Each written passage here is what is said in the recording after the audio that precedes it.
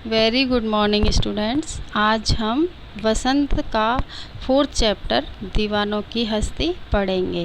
दीवानों की हस्ती के कवि हैं भगवती प्रसाद वर्मा, जो एक मस्त मौला और बेफिक्र व्यक्ति का है। उनका स्वभाव इस कविता में बेफिक्र मनमौजी व्यक्ति का दिखाया गया है।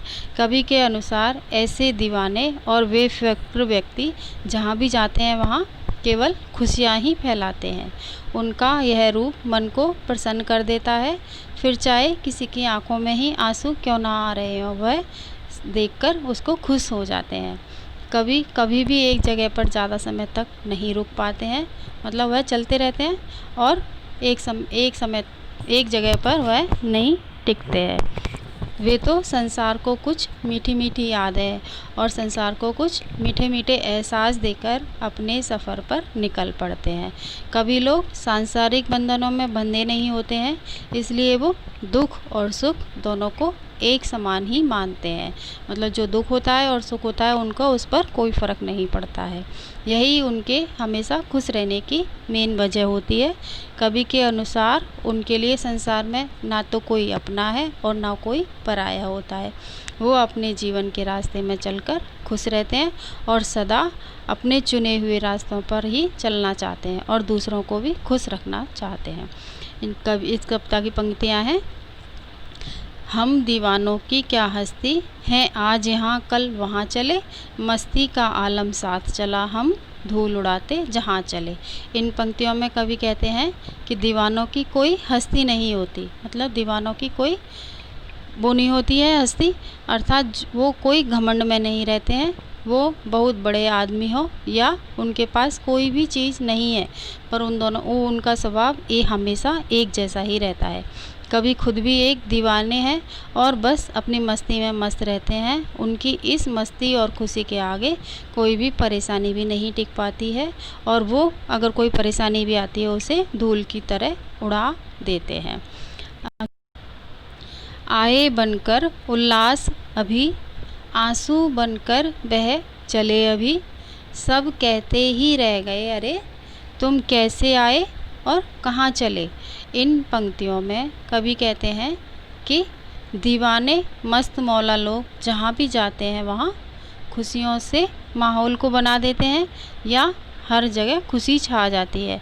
फिर उस जगह से जाने लगते हैं तब लोग काफ़ी दुखी हो जाते हैं, मतलब उल्लास बनकर आए और आंसू बनकर बह गए।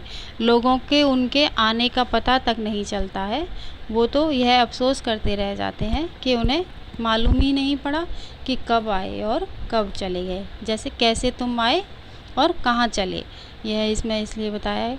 एक जगह पर टिककर रहने का उनका स्वभाव नहीं है, अर्थात उन्हें घूमते रहना पसंद है, इसलिए वो अलग अलग जगह पर जाते रहते हैं।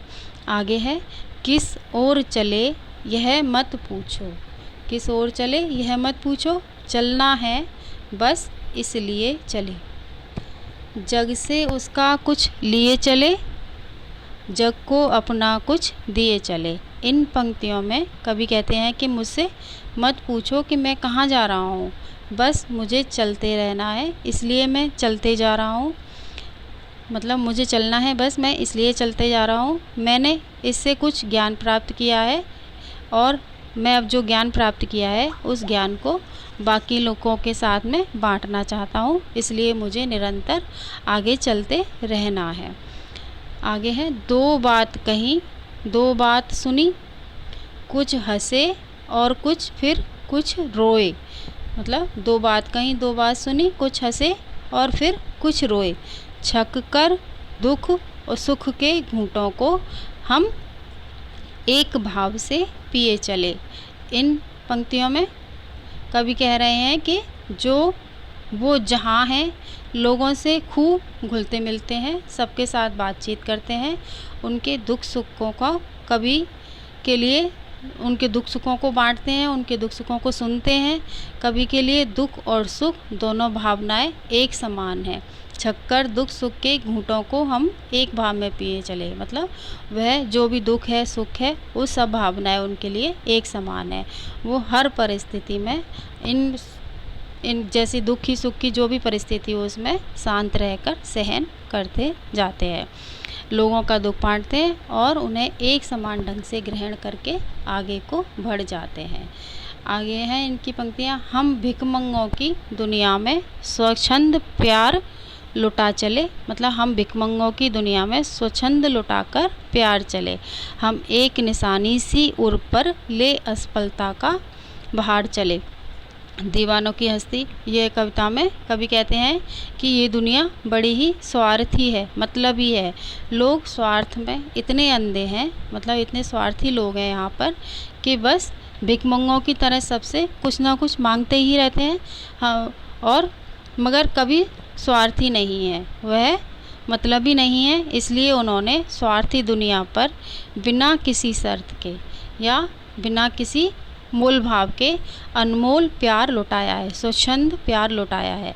और लोगों को प्यार बांटने का खूबसूरत एहसास कभी हमेशा अपने दिल में रखता है। उर्सी उर पर, मतलब उनकी जो प्यार है वो हमेशा दिल में रखते हैं और लुटाते हुए चलते हैं। तो इस स्वार्थी दुनिया को भरपूर प्यार दिया है और नाकामयाबी का भार हमेशा स्वयं खुद ने उठाया है।